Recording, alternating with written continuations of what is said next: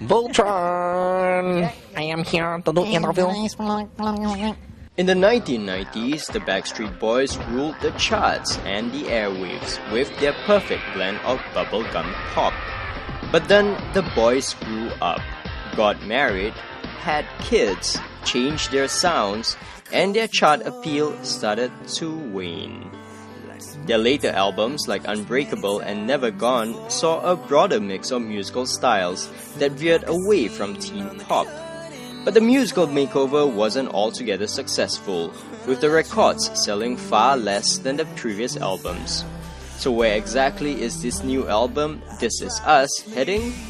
We asked the Backstreet Boys when they were here in Singapore to perform at F1. Well, I think the Backstreet Boys are focusing on kind of what makes the Backstreet Boys special, in a way.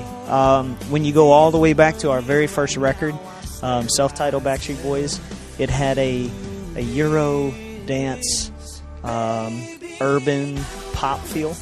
I know that's a lot to take in, but yeah. No, but you know, This Is Us is really the Backstreet Boys. Almost 17 years later, kind of being comfortable with who we are today. You know, we are R&B influenced. We are the Euro dance influenced. We are pop music influenced. All of these things kind of put together and stirred up makes the Backstreet Boys who we are today. But your earlier albums had a more sort of like a more something that appealed to teenagers, to young people, and your later albums seem to have a more diverse music style, and your later albums arguably were not as successful. When we took that into consideration, you know, like slightly, but I think every album that we make, you know, we like it when we do it, we love it when we do it, because it's a lot of hard work that goes into it. But, and I say this, you know, kind of like thinking sort of like a sports team. You know, when you put together a team of new people, it takes a couple of years, you know, several, for that team to finally gel and to find their rhythm. And I think these last two albums, from Never Gone to Unbreakable, leading up to this point, those albums all have led up to, it was a learning process, discovering who the Backstreet Boys are now, you know, versus like what we were in the past.